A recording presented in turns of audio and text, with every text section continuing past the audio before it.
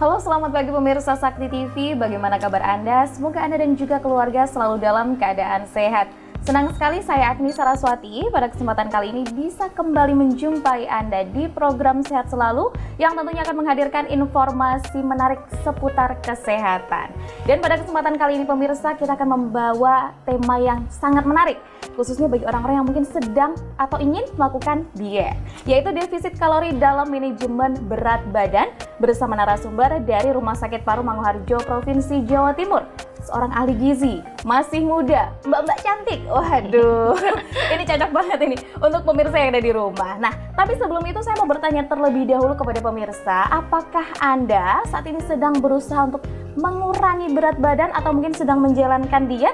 Nah, jika iya, Anda bisa menurunkan berat badan dengan salah satu tips, yaitu defisit kalori. Nah, secara garis besar pemirsa, defisit kalori itu adalah mengurangi asupan kalori dalam tubuh. Dengan demikian, kita harus memperhatikan apa saja yang kita makan atau apa saja yang masuk ke dalam tubuh kita. Defisit kalori ini juga tidak bisa dilakukan sembarangan begitu ya. Ada sejumlah hal yang harus diperhatikan. Untuk itu, secara detail nanti akan kita bahas bersama narasumber kita pada kesempatan pagi hari ini. Namun sebelumnya, saya mau menginformasikan terlebih dahulu untuk pemirsa yang ada di rumah, bahwa Rumah Sakit Paru Manguharjo, Provinsi Jawa Timur memiliki pelayanan terbaik, di antaranya klinik paru, klinik asma atau PPOK, klinik TB, klinik penyakit dalam, dan klinik jantung. Tapi selain klinik yang berfokus pada kesehatan pernafasan, Rumah Sakit Paru Manguharjo juga memiliki klinik rehabilitasi medik, klinik gigi, klinik psikologi, serta klinik pernafasan dan tumbuh kembang anak. Rumah Sakit Paru Manguharjo juga melayani pasien BPJS dan umum. Waduh, agak panjang ini informasinya ternyata. Jadi langsung saja kita menyapa narasumber kita pada pagi hari ini. Ada nutrisionis atau ahli gizi Nikmatul Fadila AMD GZ dari Rumah Sakit Paru Manguharjo, Provinsi Jawa Timur. Selamat pagi. Selamat pagi Kak Agni. Bagaimana kabarnya? Alhamdulillah baik, luar biasa. Alhamdulillah baik, luar biasa. Senang saya kalau ketemu narasumber yang kabarnya selalu baik gitu ya. Kalau membawa kabar buruk itu kok sedih gitu loh bawaannya. Nah, ini tadi sudah saya informasikan sedikit begitu ya Mbak ya, terkait dengan defisit kalori.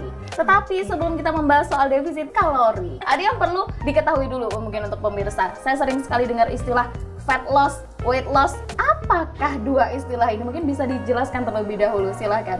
Oke, terima kasih Kak Agni atas kesempatannya ya. Jadi kita membahas dulu tentang weight loss dan fat loss ya. Keduanya sebenarnya sama Kak. Jadi penurunan berat badan, cuma dia mengacunya berbeda. Kalau fat loss itu merupakan penurunan berat badan yang mengacu pada penurunan massa lemak di dalam tubuh.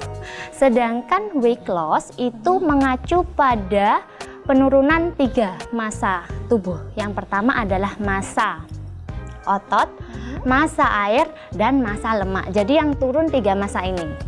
Nah, untuk defisit kalori sendiri itu tujuannya adalah untuk fat loss. Untuk fat loss? Iya, karena kita kan pengennya yang turun adalah massa lemak. Betul. Betul kan? Lah, oleh sebab itu terkadang tuh sekarang itu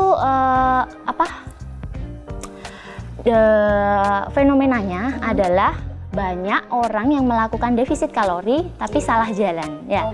Tadi yang seperti Kak Agni bilang bahwa defisit kalori adalah mengurangi asupan makan. Lah, mereka pokoknya asal aja nggak makan. Contohnya seperti adalah mereka tidak makan, tidak sarapan, ya kan? Itu seringnya. Yang kedua, mereka hanya makan 1-2 kali dalam sehari, ya.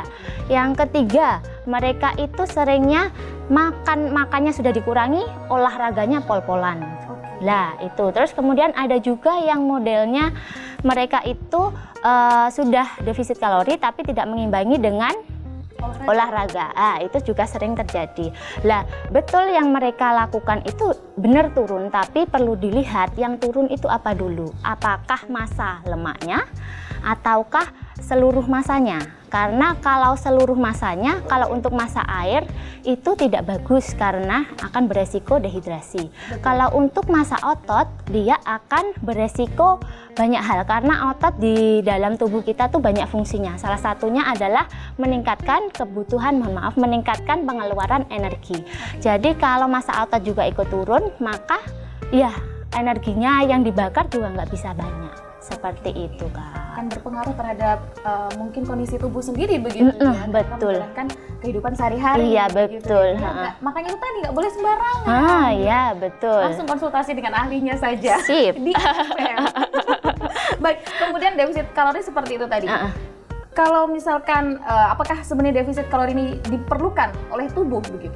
Sebenarnya kalau defisit kalori diperlukan atau enggak itu adalah jawabannya adalah tergantung. Jadi tergantung dari status gizi seseorang. Oke, dan status gizi seseorang itu adalah berbeda-beda? Betul. Jadi kalau menurut WHO, status gizi seseorang itu dibagi menjadi 4. Jadi yang pertama adalah status gizi normal. Status gizi normal itu antara 18,5 sampai dengan 22,9. Itu status gizinya normal. Sedangkan kalau kurang dari 18,5 itu termasuk underweight. Kalau lebih dari 22,9 itu adalah overweight. Lebih dari 25 adalah obesitas 1, lebih dari 30 adalah obesitas 2. Nah, yang perlu melakukan defisit kalori adalah yang memiliki status gizi pada overweight dan obesitas. Itu tadi. Overweight dan obesitas. Betul. Bahasa Jawanya kelemon. Iya, betul. Kelemon itu tadi. Ya seperti itu.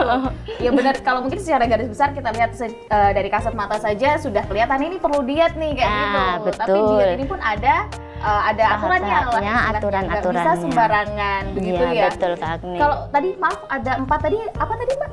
Ada 4 itu ada underweight, normal, overweight, sama obesitas. Iya. Okay. Kalau normal itu tadi adalah untuk menghitung berat badan deh kalau kita coba. Ini gimana kira-kira caranya? Jadi caranya biar itu normal gitu. Oke, caranya kan harus tahu dulu berat badannya berapa. Betul. Terus tinggi badannya berapa. Rumusnya ada rumusnya ini, Kak. Kalau di perhitungan gizi itu ya penuh dengan rumus. Jadi kalau mau mengetahui tentang status gizi seorang itu namanya kita ada IMT. IMT itu indeks massa tubuh.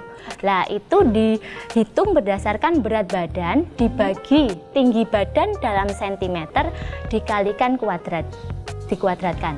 Seperti itu. Ini karena saya nggak begitu matematika gitu ya. Jadi langsung puing. Baik. Oke, secara garis besar seperti itu. Betul. Artinya setiap masyarakat pun yang ada di rumah bisa melakukan cek itu sendiri. Betul. Begitu ya? Kalau misalkan sudah lebih dari batas normal, oke ini sudah masuk kategori overweight. Iya, betul. Baru nanti kalau sudah lebih dari overweight berarti masuknya ke obesitas. Seperti itu. Kalau misalkan berarti kalau lebih baik ketika ingin melakukan diet, konsultasi berarti ya? Iya, harus. Jadi kalau kita secara mau defisit kalori, betul-betul mau ingin diet, jadi harus lebih baik konsultasi dulu. Konsultasinya ke ahli profesional. Bisa ke ahli gizi, bisa ke dokter, monggo. Cuma yang lebih ini ya kami para ahli gizi, bisa juga untuk teman-teman dokter juga, dokter spesialis gizi juga ada. Jadi memang banyak. Bisa. Biar lebih akurat lah. Iya, betul. Biar nggak salah jalan. Betul. Karena banyak nanti akibatnya untuk kesehatan tidak bagus. Nah, ini mungkin bisa disenggol sedikit di segmen berikutnya. Jadi tahan dulu pembahasan seputar ini gitu ya Mbak ya. Nanti kita akan kembali lagi pemirsa tentunya di program Sehat Selalu. Jadi jangan kemana-mana, tetaplah bersama kami.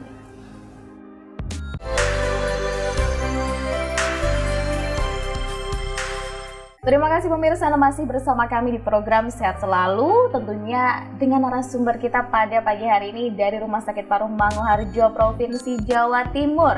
Membahas topik yang sangat menarik sekali. Langsung saja, saya nggak mau lama-lama opening gitu ya, karena pengen langsung ngobrol dengan ahli gizinya langsung gitu.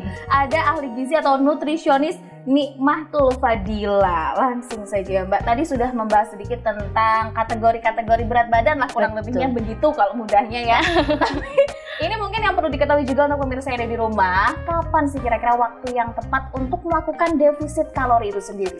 Oke, jadi waktu yang tepat untuk melakukan defisit kalori selain dalam berat badan kita atau status gizi kita dalam kondisi overweight atau obesitas, selain itu juga sudah sudah mengalami masalah kesehatan. Oke. Seperti itu. Apa itu?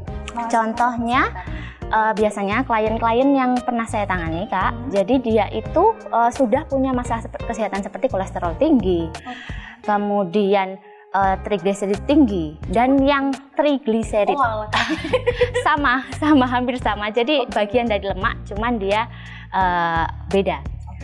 Kemudian selain itu juga ada masalah lain yang sering terjadi, cuma jarang disadari oleh mungkin pemirsa yang ada di rumah, mungkin Kak Agni juga, atau mungkin teman-teman yang lain yang merasa badannya berlebih.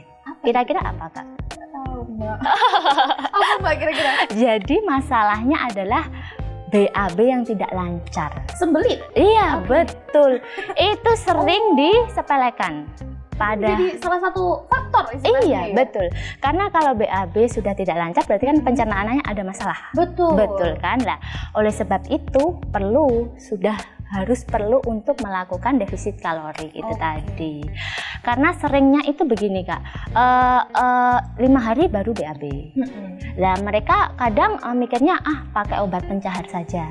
Nah, lebih gampangnya iya, lebih praktis daripada mengubah pola makan, ya kan? Nah, tapi itu adalah jalan yang salah. Apa mau setiap hari pakai obat pencahar? Kan tidak mungkin. Dan mungkin faktor buruknya untuk jangka panjang itu betul.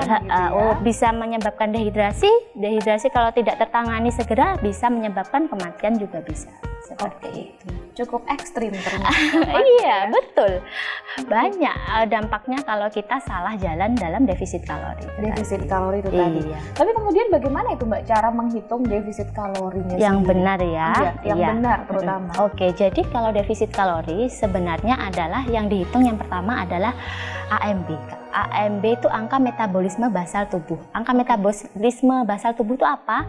Angka atau kalori yang digunakan tubuh kita untuk melakukan proses metabolisme dasar seperti bernafas, pencernaan, sirkulasi darah. Lah itu yang dinamakan AMB. Setelah ketemu AMB nanti dikalikan dengan faktor aktivitas.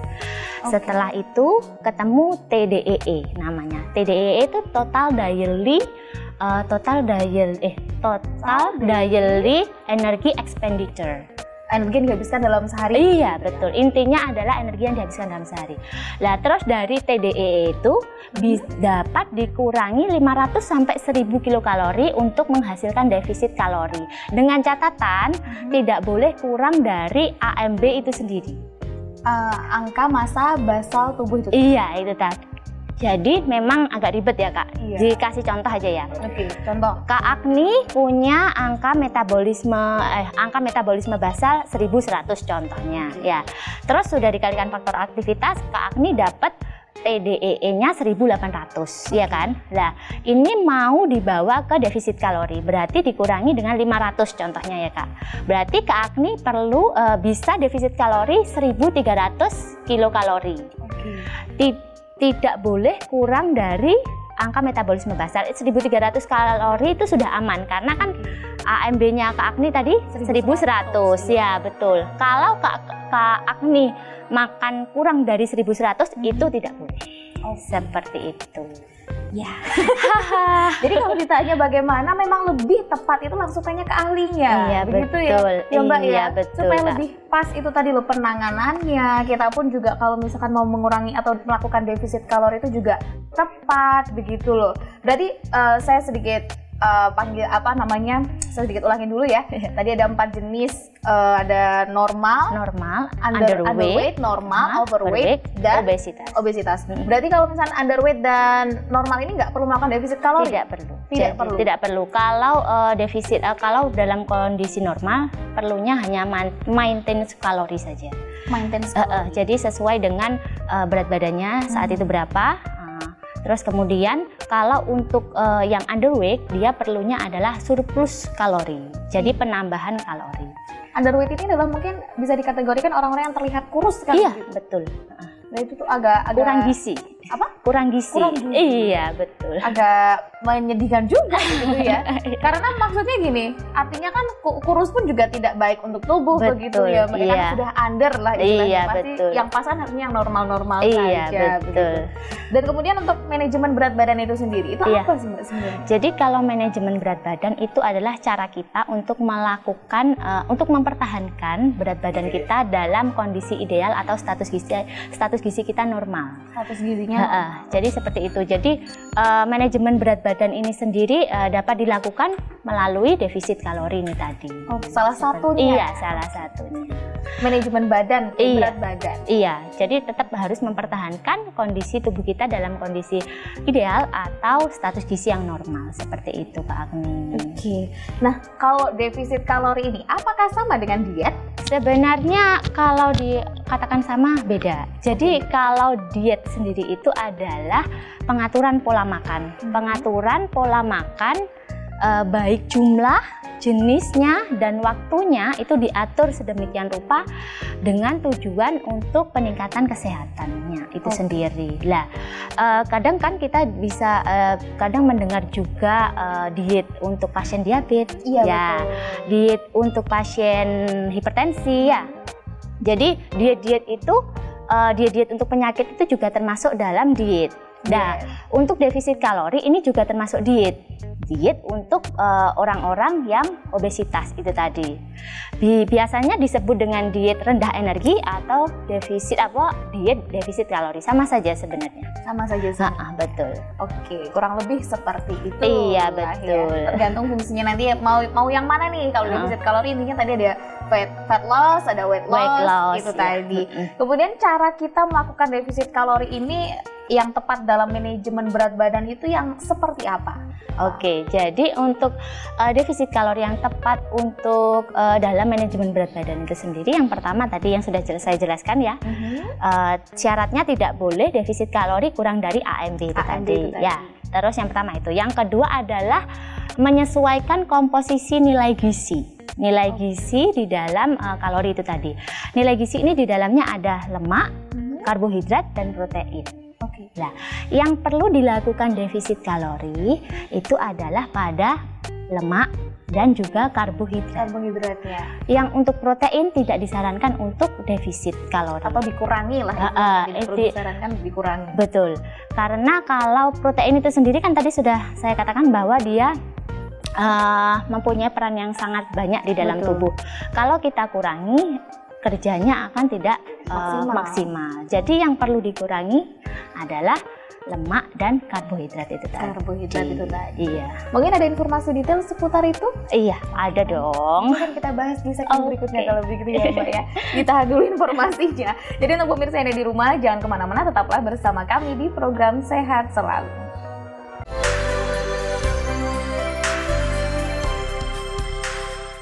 Terima kasih pemirsa, Anda masih menyaksikan program Sehat Selalu, masih membahas seputar tema defisit kalori dalam manajemen berat badan. Tentunya dengan narasumber dari Rumah Sakit Paru Manguharjo Provinsi Jawa Timur. Namun sebelum kita kembali ke perbincangan yang seru, saya mau menginformasikan terlebih dahulu untuk pemirsa yang ada di rumah bahwa Rumah Sakit Paru Manguharjo Provinsi Jawa Timur memiliki pelayanan terbaik. Di antaranya klinik paru, klinik asma atau PPOK, klinik TB, klinik penyakit dalam, dan klinik jantung. Tapi selain klinik yang berfokus pada kesehatan pernafasan, Rumah Sakit Paru Manguharjo juga memiliki klinik rehabilitasi medik, klinik gigi, klinik psikologi, serta klinik pernafasan dan tumbuh kembang anak. Tentunya Rumah Sakit Paru Manguharjo Provinsi Jawa Timur juga melayani pasien BPJS dan umum. Baik, langsung saja kita sapa kembali narasumber kita pada hari ini. Tadi sudah disenggol sedikit bagaimana cara kita untuk melakukan defisit kalori yang tepat dalam manajemen berat badan. Tadi sudah disenggol ada dua tadi ya Mbak ya? Iya, Kak. Yang pertama hitung kalori dulu. Hitung kalori. Dan yang kemudian atur konsumsi gizi. Komposisi gizi. Komposisi gizi. Selanjutnya ada apa lagi? Mungkin ada yang perlu diatur lagi mungkin dari selain itu tadi. Jadi setelah sudah kita atur komposisi nilai gizinya, kita sesuaikan pola makan kita sesuai dengan kalori yang sudah kita atur dan nilai gizinya. Oke. Jadi istilah sederhananya adalah menjabarkan atau mengistilahkan ke nilai dari nilai kalori, nilai gizi itu ke nilai makanan. Apa yang kita konsumsi? Iya, betul seperti itu. Jadi berapa beratnya, apa saja yang perlu dikonsumsi, lah itu perlu diatur. Lah ini dewasa sekarang ini yang sering bingung atau sering ini di masalah ini Kak. Jadi memang perlu kalau belum punya wawasan tentang nilai gizi suatu makanan, memang akan bingung. Iya betul. Untuk sekali. melakukan apa sih melakukan defisit kalori, apa yang perlu dimakan, berapa jumlah yang harus kita makan, lah pasti akan bingung lah. Oleh sebab itu pentingnya kalau mau defisit kalori, mau diet yang betul-betul, ya silahkan ke kami profesional. Jadi lebih bisa ditangani dengan tepat seperti itu. Karena terkadang gini Kak, 100 gram nasi nilai sebagai kalorinya, contoh, iya sebagai contoh, 100 gram nasi itu nilai kalorinya tidak sama dengan 100 kilokalori. Oke. Agak pusing lagi gitu, terus kemudian. Jadi 100 gram nasi itu punya kalori 175 kilokalori. Kurang lebihnya seperti itu. Jadi kan berarti beda-beda tiap bahan makanan. Nah, oleh sebab itu pengetahuan tentang nilai gizi ini yang perlu diterapkan. Kalau kita melakukan konsultasi gizi, kita menjelaskan secara detail, kita membuatkan menu untuk mereka, jadi mereka paham. Betul. Paham apa yang perlu dijalankan di awal, nanti dilanjutkan, nanti kalau sudah lancar baru kita lepas pelan-pelan seperti itu. Yang paling mudah adalah memang menentukan menu itu tadi, supaya kita tahu defisit kalorinya ini bagaimana. Kalau ke ahli gizi atau ke profesional pasti akan sudah dapat itu menunya. Jadi langsung menunya. Harian hari Senin mau makan apa, hari Selasa makan apa. Iya betul. Gitu. Sekaligus beratnya juga. Betul. Sudah ada aturannya. Nasi pun sudah digramin. Iya betul betul Kak. Gak boleh makan nasi padang loh ya. Supaya gue makan nasi padang, nggak jadi defisit kalori tadi judulnya. Berarti ya, ini saya sedikit sambungkan bahwa berarti makanan mungkin yang bersantan, yang seperti itu, ya, yang mengandung kolesterol atau lemak itu juga harus dihindari. Berarti. Iya betul. Jadi memang ada beberapa bahan makanan yang perlu dihindari. Lah itu contohnya ya seperti itu tadi, makanan yang berlemak tinggi. Kemudian yang kedua adalah makanan yang rendah serat. Rendah serat ini contohnya apa ya? Rendah serat ya seperti makanan, mohon maaf, makanan siap saji itu malah siap jadi itu tuh lebih banyaknya adalah mereka tinggi natrium, jadi bukan tinggi serat seperti itu. Dan nilai gizinya jadi turun terlalu banyak seperti itu. Dan mungkin sedikit catatan, rendah serat itu tadi akhirnya yang menyebabkan kita sulit BAB. Iya betul. Karena kalau kita mau BAB butuh serat itu tadi. Oke, luar biasa. Kemudian apa lagi Mbak selain mengatur makanan itu tadi? Iya, yang terakhir adalah aktivitas, melakukan imbangi dengan aktivitas atau latihan fisik itu tadi. Lah untuk sarannya dari Kementerian Kesehatan itu dalam 1 minggu 150 menit. Dalam 1 minggu melakukan latihan fisik itu selama 150 menit. Kalau kita bagi atau jabarkan, kalau dalam sehari itu melakukan 30 menit latihan fisik, berarti dalam 1 minggu bisa melakukan 5 kali. Anjurannya 5 kali. Tapi perlu diingat bahwa kalau orang dengan obesitas, dengan overweight, kalau langsung dihajar 5 kali nggak kuat. Nah, tetap harus ada tahapannya. Bisa dimulai dari 3 kali dalam 1 minggu dengan intensitas yang rendah. Kemudian bisa ditingkatkan secara bertahap seperti itu. Takutnya kaget ya Mbak? Iya, nanti akhirnya jadi nggak konsisten. Apalagi untuk orang-orang yang mungkin tidak terbiasa olahraga. Sudah tahu overweight begitu ya, tapi jarang olahraga, hanya mengontrol makanan dan sekalinya mau olahraga jor-jor. Nah, itu akan jadi kapok, nggak jadi diet. Akhirnya malah nggak jadi diet, tambah gemoy lagi. Iya, tambah gemoy, tambah banyak penyakitnya. Jadi memang kaitannya kenapa kok kita harus memperhatikan kalau berat badan kita karena akan berpengaruh dengan kesehatan yang lainnya. Betul, Kak. Begitu ya Mbak ya. Terus kemudian untuk itu tadi yang terakhir berarti. Iya, yang terakhir. Olahraga. Oke. Untuk tips mengendalikan pola makan itu sendiri, ada nggak nih kira-kira dari ahli gizinya, RSPM? Silakan. Jadi kalau untuk pengendalian pola makan, itu tadi kan kita melakukan defisit kalori, itu pasti kendalanya salah satunya adalah pengendalian pola makan itu. Betul, tadi ya Kak. Harus makanan yang sehat kan berarti? Lah iya, itu jadi ada beberapa tips, ada kisaran 7 tips yang perlu dilakukan. Catatan banyak. 7 tips. Sambil dicatat nggak apa-apa ya? Iya betul. Jadi silakan. Yang pertama adalah kita harus mengenali sinyal lapar dan kenyang kita. Nah, jadi kalau kita saatnya kita lapar, sudah lapar harus segera makan. Kalau belum lapar ya jangan makan. Terus kita juga harus tahu kita itu laparnya itu lapar mata atau benar-benar lapar. Lapar mata contohnya gini, perut kita udah kenyang, tapi melihat makanan masih pengen makan. Lah, itu yang dinamakan lapar mata. Lapar mata. Nah, makanya yang enak-enak itu loh, kok kepengen dibeli aja gitu. Nah, mungkin betul ya. itu. Jadi tergoda dengan saat kita jalan-jalan, tergoda mau beli, padahal perutnya sudah kenyang. Ya, itu jadi yang pertama itu. Yang kedua adalah kita harus makan secara teratur. Makan secara teratur ini juga ada aturannya. Iya, yang betul. Pertama adalah kira-kira harus sarapan berarti. Iya, harus. Jadi kita kalau mengatur pola makan atau waktu makan untuk klien, jadi modelnya seperti ini Kak. Kita sesuaikan dengan waktu pengosongan lambung. Waktu pengosongan lambung itu sekitar 3-4 jam dari kita makan. Jadi contoh Kak Agni makan pagi jam 7. Ya, nanti kita jadwalkan untuk makan snack pagi itu 3 jam sesudah jam 7. Berarti kisaran jam 10. Ya. Terus nanti 3 jam lagi makan siang. Makan berat lagi. Iya, makan berat lagi itu sekitar jam 13 ya berarti. Jam 1 Oh, jam 1 siang. Terus setelah itu 3 jam kemudian snack lagi. Snack sore biasanya kita menyebutnya. Itu sekitar jam 16 ya, betul. Jam 4 sore. Setelah itu 3 jam lagi makan malam terakhir. Kisaran jam 19, betul ya. Seperti itu. Jadi kita menyesuaikan dengan pengosongan lambung sehingga nafsu makan kita bisa terkontrol. Saat kita lambung kita sudah kosong langsung diisi, lambung kita kosong langsung diisi, seperti itu. Jadi bukan berarti setiap jam ngemil ya Bu? Iya betul. Itu ada namanya jamnya. Bukan betul, lambungnya yang meronta-ronta, tapi Iya. matanya yang kepengen. Iya gitu. betul. Tapi ini kayaknya masih banyak karena tadi ada 7, baru 1 berarti yang kita sebutkan jelas. Sudah 2. Oh sudah 2, maaf. Nanti akan dilanjutkan di segmen berikutnya ya Mbak ya. Jadi untuk pemirsa yang ada di rumah, jangan kemana-mana, tetaplah bersama kami di program Sehat Selalu.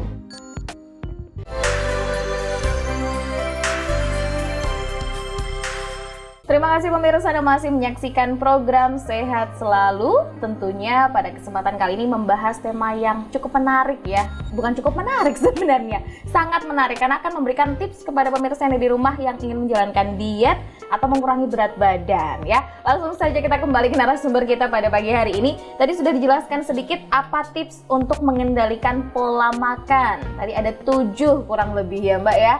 Dan 2 sudah dijelaskan. Untuk yang nomor 3, kira-kira apa itu Mbak tipsnya? Oke, untuk nomor 3 adalah tadi makan teratur sudah. Kemudian makanlah secara perlahan. Oke, pelan-pelan. Iya, pelan-pelan. Jadi kisaran 20-30 menit kita makan. Karena bisa memberikan waktu ke otak untuk menyampaikan sinyal kenyang. Kalau kita makan terlalu lahap, terlalu cepat, itu otak tidak bisa menerima segera sinyal-sinyal itu. Jadi makanya orang kalau biasa tahu mukbang Kak. Iya. Nah, itu kan makannya cepat. Iya, cepat. Nah, itu betul. Karena ya itu tadi biar menghindari ada rasa kenyang. Rasa kenyang itu iya, tadi. itu tadi. Iya, makanya saya juga penasaran orang mukbang ini makan segitu banyak kok nggak kenyang Nah, gitu. iya. Ternyata karena faktor makan cepat, akhirnya otak ini tidak menerima sinyal bahwa kita sudah kenyang. Betul, begitu seperti ya. itu. Oke, pengaruh ternyata. Pengaruh Kak, pengaruh sekali. Pengaruh ternyata. Jadi kalau makan pemirsa jangan cepet-cepet ya. Sambil betul. nonton Sehat Selalu juga seru kok kayaknya. Betul. Kemudian apa lagi tuh selain harus Itu makan tadi perlahan? sudah ketiga. Terus keempatnya adalah yang utama adalah aturlah pola makan kita. Ngaturnya yang pertama adalah konsumsi yang tinggi protein, karena protein itu lebih mengenyangkan daripada lemak dan karbohidrat. Terus yang kedua adalah konsumsi tinggi serat. Nah, sebentar. Ini saya potong terlebih dahulu. Boleh dijelaskan sedikit makanan yang tinggi protein itu contohnya apa?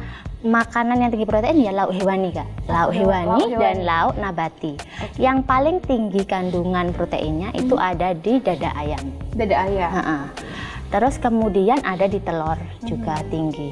Itu yang paling tinggi kadar proteinnya. Oke.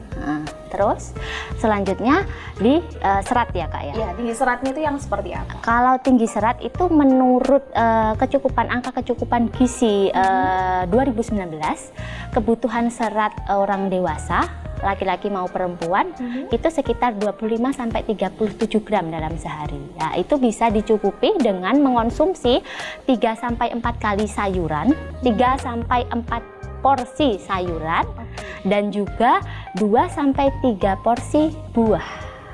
Lah, ini kebanyakan orang-orang itu kan sekedarnya saja lah sayur, sekedarnya saja makan buah, padahal itu sangat penting. Ya, selain memakan konsumsi makanan tinggi protein juga harus tinggi serat. Selain itu juga harus menghindari karbohidrat sederhana, tapi juga mengonsumsi karbohidrat kompleks. Oke. Karbohidrat sederhana ini contohnya apa? Karbohidrat sederhana ini adalah gula. Sebangsa gula, sirup, pokoknya yang manis-manis itu adalah karbohidrat sederhana. Terus untuk karbohidrat kompleks itu ya seperti oatmeal itu, kemudian ada ubi-ubian, sereal, ya. Terus kemudian apalagi ya? Kalau nasi itu karbohidrat apa Mbak? Nasi juga sama, karbohidrat kompleks. Nasi merah itu termasuk karbohidrat kompleks. Nah, itu tujuannya apa? Agar menstabilkan gula darah kita. Oh iya betul. Ya kan? Masih mengandung gula ya. Ya. Kalau udah stabil gula darah kita, maka rasa lapar itu akan bisa terkendali. Nafsu makannya bisa terkendali. Kadang makanya kalau pada orang diabetes mellitus, gejala yang paling klasik adalah sering lapar. Iya betul. Nah, karena gula darahnya naik turun, Nggak tidak stabil gitu, seperti itu. Kemudian Selanjutnya tadi konsumsi yang terakhir adalah yang terakhir yang di pola makan. Ya, yang terakhir yang di pola makan yaitu hindari makanan bernatrium tinggi. Ya, contohnya makanan yang berpengawet, makanan olahan, makanan siap saji. Ya, karena natrium itu kalau di dalam tubuh terlalu banyak dia akan menghasilkan retensi cairan. Nah, retensi cairan ini bisa menyebabkan kenaikan berat badan pada tubuh kita. Lemak air itu tadi berarti? Iya, betul. Ya, biasanya dikatakan lemak air. Tahunya cuma sebatas itu. Iya, enggak apa-apa. Biasanya orang seleningan yang umumnya seperti itu. Iya, mungkin biar lebih mudah dipahami juga begitu ya. Itu. Ini gendutnya gendut air apa gendut lemak begitu. Terus ada lagi mungkin tipsnya? Tadi masih baru udah berapa tadi Mbak? Baru 4 ya. Oke, kurang 3. Kurang 3. Yang kelima ya. Kelima adalah cukupi kebutuhan cairanmu. Oke, air putih berarti? Air putih. Jadi cairan itu anjurannya kalau untuk orang yang normal dengan status gizi normal itu 8 gelas dalam 1 hari. Itu sekitar 2 liter. 8 gelas pakai gelas yang 230 ml. Dengan total 2 liter? 2 liter dalam sehari. Kemudian kalau untuk orang yang obesitas atau berat badan lebih, disarankan untuk mengonsumsi lebih banyak air. Yaitu sekitar ditambah 2 gelas lagi dari 8 itu, berarti kan 10 gelas. Iya, 2 liter lebih. Lebihnya hampir setengah. Ya. 2,5 liter. Iya, betul. 2,5 liter. Jadi harus ada penambahan karena itu tadi yang saya bilang, karena di dalam tubuhnya orang yang obesitas itu terdapat natrium yang lebih banyak dan menyebabkan retensi cairan, dia gampang dehidrasi. Iya, gampang dehidrasi, makanya konsumsi air putihnya harus lebih banyak. Lebih banyak itu tadi. Kemudian selanjutnya yang ke-6 berarti? Yang ke-6 adalah tidurlah cukup. Istirahat yang cukup? Istirahat yang cukup. Ini yang dimaksud adalah tidur malam. Tidur malam? Bukan tidur siang ya. Soalnya kalau tidur siang jadinya begadang. Iya, nah, itu salah. Nggak baik juga. Iya, betul. Jadi kita tuh punya sistem kerja di dalam tubuh itu, kalau malam istirahat, kalau pagi ada matahari, itu organ kita bekerja. Beraktivitas juga kita. Jadi memang harus sesuai siklus itu. Kalau tidak sesuai ya akan tidak imbang metabolisme di dalam tubuh. Ya. Dan yang terakhir? Yang terakhir ya pastinya adalah lakukan aktivitas fisik secara bertahap dan konsisten. bertahap dan konsisten. Tidak harus selalu berat-beratan. Betul. Tidak harus selalu di gym-gyman gitu. Iya, berarti. iya. Nanti kalau di gym itu kita sudah expert, maksudnya kita sudah benar-benar kuat, status gizinya normal dan sudah punya massa otot yang bagus, kita baru bisa ke gym. Intinya mungkin dalam mungkin dalam bentuk menjaga berat badan lah. Iya, mungkin, betul. ya. Seperti kalau di gym itu seperti iya.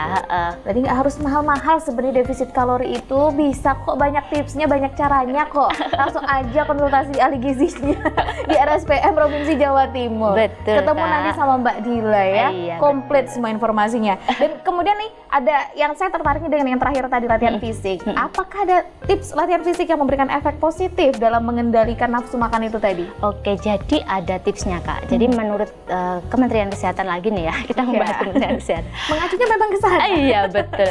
Jadi namanya itu BBTT.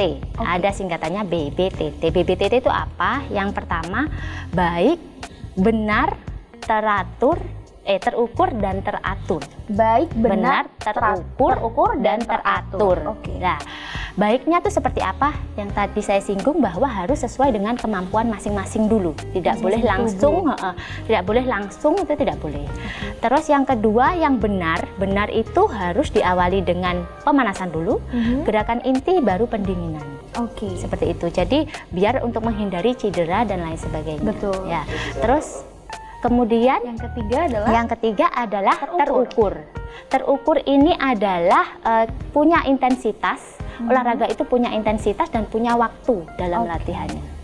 Yang terakhir adalah teratur. Dilakukan 3-5 kali dalam satu minggu itu tadi. Dengan durasi tadi 150 menit dalam 1 minggu. Untuk orang-orang yang normal mungkin. Iya, betul. Ada kategorinya tersendiri begitu ya berarti ya Mbak. Iya. Dan nanti akan menarik sekali di segmen terakhir. Sudah ada kejutan spesial untuk pemirsa yang di rumah. Nanti akan kita lanjutkan ya Mbak ya. Jadi jangan kemana-mana, tetaplah bersama kami di program Sehat Selalu.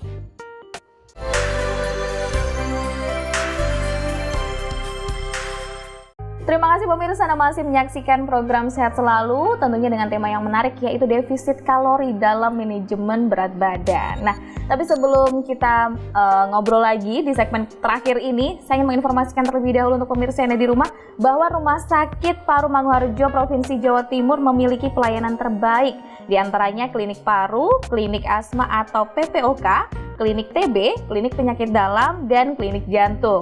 Namun, selain klinik yang berfokus pada kesehatan pernafasan, Rumah Sakit Paru Manguharjo Provinsi Jawa Timur juga memiliki klinik rehabilitasi medik, klinik gigi, klinik psikologi, serta klinik pernafasan dan tumbuh kembang anak. Dan pastinya Rumah Sakit Paru Manguharjo juga melayani pasien BPJS dan umum ya. Langsung saja kalau begitu kita kembali ke narasumber kita pada hari ini, ada Mbak Dila, karena sudah mepet sekali waktunya Mbak Dila ya, tapi masih banyak informasi yang disampaikan kepada pemirsa yang di rumah ya. Tadi ada sedikit, tadi sudah kita bahas tentang tips mengendalikan pola makan begitu ya Mbak ya. Iya, tapi ada nggak sih yang perlu diperhatikan dalam melakukan manajemen berat badan itu sendiri? Pastinya ada. Yang pertama, langsung saja ya. Boleh, silahkan Mbak. Yang pertama adalah kita perlu mempersiapkan diri kita untuk melakukan diet itu tadi. Karena di dalam diet itu tadi kita akan mengalami 3 perubahan. Perubahan yang pertama adalah perubahan pada pola makan, perubahan pada pola tidur, dan perubahan pada yang terakhir adalah pola aktivitas kita. Nah, itu akan berubah. Makanya kita harus mempersiapkan sedini mungkin agar otak kita itu bisa mencerna, oh ini kita mau diet. Kita harus luruskan pandangan, harus berusaha untuk konsisten. Komitmen lah pokoknya. Komitmen. Nah, terus yang kedua adalah kita selama menjalani diet, kan sudah menjalani diet ya. Terus kemudian pasti akan ada evaluasi tentang diet kita. Betul lah. Evaluasi tentang diet kita ini, kita jangan melulu berpikiran tentang berat badan saja. Karena banyak yang hal-hal positif yang didapat saat kita sudah melakukan manajemen defisit kalori, terutama dalam manajemen berat badan itu tadi. Yang pertama, hal positifnya adalah turun berat badan itu sendiri. Yang pertama. Yang kedua, ukuran baju nih jadi ini longgar. Jadi turun ya Mbak? Iya betul, lingkar-lingkar tubuh kita menjadi turun. Oke. Ya. Terus yang ketiga adalah kebugaran dan kesehatan kita menjadi meningkat. Salah satunya bisa saja, tapi itu pasti akan terjadi. BAB kita jadi lancar, terus kemudian kita linu-linu kita hilang, kemudian insya Allah lab-lab kita yang kemarin itu jelek, insya Allah begitu ya? insya Allah akan berangsur-angsur akan membaik. Ya, jika dietnya dilakukan secara konsisten. Dan terakhir adalah intinya dalam melakukan defisit kalori, tujuan yang utama adalah melakukan perubahan perilaku ke arah yang lebih baik, yaitu pola hidup sehat. Itu tadi. Jadi yang paling utama yang perlu diperhatikan adalah perubahan perilaku itu tadi. Seperti itu Kak Agni. Catatannya adalah itu ya, Iya, yang betul. perlu diperhatikan untuk manajemen berat badan. Iya, Nah, betul. tadi sudah sempat saya singgung sedikit pemirsa bahwa kita punya hadiah spesial untuk pemirsa yang ada di rumah, yaitu senam untuk melatih apa ini Mbak? Kelenturan otot atau bagaimana? Kekuatan otot. Kekuatan otot. Iya, jadi bisa dilakukan di rumah. Oke, gerakannya mudah Mbak? Gerakannya sangat mudah. Tidak perlu musik? Tidak perlu. Jadi kisaran 6 gerakan saja. Nanti saya jelaskan harus seperti apa, terus kemudian dilakukan berapa kali dan lain sebagainya. Oke, siap. Ini boleh langsung saja. Oke, langsung. Ayo kita langsung. Gimana ini Mbak? Berdiri nih berarti Mbak? Berdiri. Oke, baik. berdiri kalau begitu. Ya Kak. Ya, mohon maaf saya udah ganti sepatu. Sulapan. Oke, ini di sini saja kalau begitu ya Mbak ya. Oke, Silakan. Bagaimana kira-kira? Untuk gerakan yang pertama, untuk gerakan yang pertama Oke. adalah namanya Gimana? squat Kak. Squat. Ini kaki agak dibuka, Agak dibuka. Oke. terus kemudian tangan di sini tangan di sini kita seperti jongkok. seperti jongkok. Ya, ini kita lakukan 8 kali. 1, Oke. 2, Ya. 3, 5 kali aja deh Kak. 4, 3 juga nggak apa-apa. 5. 5 Oke, sudah. Oke, sudah. Ini gerakan pertama. Gerakan pertama. Gerakan pertama. Ini harus dilakukan per gerakan adalah 1 menit. Satu per gerakan 1 menit. Iya, jadi Oke. itu gerakan pertama kalau dilakukan di rumah harus 1 menit. Tadi total ada berapa gerakan? 6 gerakan. Berarti kurang lebih 6 menit. Iya, betul, Kalau 6 melakukan menit. gerakan total. Betul. Baik, selanjutnya Selanjutnya adalah gerakan yang namanya butt kick, Kak. butt kick. Butt kick itu kita posisi seperti ini. Oke. Agak maju ke depan, Oke, Kak. agak maju dikit. Oke. Itu gerakannya adalah menendang ke belakang seperti ini. 1, Oke. 2, 2. 3, Oke. 4. 4. Kita lakukan 5 kali ya, Kak ya. Oke, siap.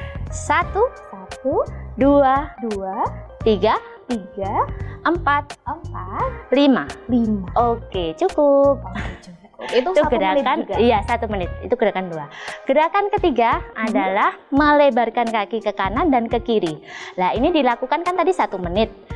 30 detik kanan, 30 detik kiri. Oke, dibagi 2 berarti. Iya, betul. Siap. Siap? Oke. Kita langsung ya lakukan 5 kali, 5 kali. Oke, siap. Oke. 1, 2, 3. 1, 1, 2, 2, 3, 3, 4, 4, 5. 5. Ganti kiri. Ganti kiri. 1, 1, 2, 2, 3, 3, 4, 4, 5. 5. Oke. Selanjutnya adalah yang keempat. yang keempat. Selanjutnya adalah gerakan yang namanya lateral raise. Gimana Mbak? Lateral raise. Lateral raise. Lateral raise. Oke. Ya, Seperti oke. apa itu Seperti ini Mbak gerakannya. Jadi bisa pakai beban, ini bisa pakai beban botol Barbel aqua. begitu? Oh, Barber boleh, oke. botol aqua yang ada isinya boleh yang tanggung itu. Oh, Jadi seperti ini gerakannya ya. Mhm. Kita langsung aja Kak ya gerakan ya. Silakan. 1, 1, 2, 2, 3, 3, 4, 5. 5. Oke, sudah? Sudah. Sudah. Itu Itu sambil bawa gerakan. beban nih. Iya, berarti ya. betul. Kalau begini aja terlalu mudah pemirsa. Jadi Iya. harus bawa beban. Tapi coba kalau dilakukan 1 menit, Oh iya sih. Kalau 1 menit belum tentu semudah ini. betul. Karena kebanyakan klien susahnya di sini. Oke. Nah, mungkin ada harus ngangkat ini kali ya. Iya, Mbak, ya? betul. Ini kan termasuk beban. Oke, beban. Selanjutnya Selanjutnya adalah bicep curl. Bicep curl. curl. Ya. Seperti Bicep apa itu? curl. Gimana Itu ini, seperti Mbak? ini. 1, Oke. 2, 2, 3, 3, 4, 5. 5. Oke, itu juga 1 menit. Gerakan terakhir ya Kak ya. Gerakan terakhir agak dibuka kakinya. Oke. Kita ini pegang beban juga bisa. Oke. Jadi kita lakukan seperti ini. 1, 1, kelihatan. 2, 3, 3, 4, 4, 5. 5. Oke, itu gerakan terakhir. Kalau bawa beban ya kerasa. Iya, betul. Apalagi kalau beban hidup yang di sini. Itu sudah pasti sudah ya. beda kalau beban hidup Iya, itu. makanya. Ini sudah selesai berarti? Oh, sudah. Sudah semudah Iya. itu. Iya, Cukup mudah. itu bisa dilakukan pengulangan 3 sampai 6 kali. Seperti itu. Dalam Kak. 1 kali latihan. Iya, berarti betul. Ya? Oke, Jadi itu tadi bertahap. bertahap. Itu tadi adalah senam untuk melatih kekuatan otot. Tapi kalau untuk kondisi kaki nggak harus yang selalu dibuka atau apa, pokoknya udah ikutin yang tadi aja Iya, ya Mbak ya. betul. Kurang lebih durasinya 1 menit dalam 1 kali Setiap latihan, kali. setiap gerakan 1 menit dalam 1 kali latihan adalah bisa diulangi Ulangi 3 sampai 6 kali. 3 sampai 6 kali. Kalau bebannya sampai 6 kali ya lumayan. Lumayan sekali tuh. Iya, betul. Kerasanya. Nah, Apalagi kalau untuk yang obesitas itu pasti Betul. akan kerasa. iya, maka dari itu. Nah, tapi ini sudah ada tadi senamnya sedikit untuk pemirsa yang ada di rumah. Mungkin ada yang disampaikan terlebih dahulu sebelum saya tutup kesempatan pagi hari ini. Silahkan Mbak Dila. Oke, jadi yang perlu saya sampaikan yaitu intinya adalah defisit kalori itu adalah jalan menuju kita melakukan perubahan pola hidup sehat. Betul. Pola hidup sehat ini seharusnya akan kita dapat melakukannya. Kalau kita sudah melakukannya secara enjoy, kita sudah dapat manfaatnya, pasti kita akan enjoy melakukannya. Betul. Dan itu akan kita lakukan bertahan selama hidup kita.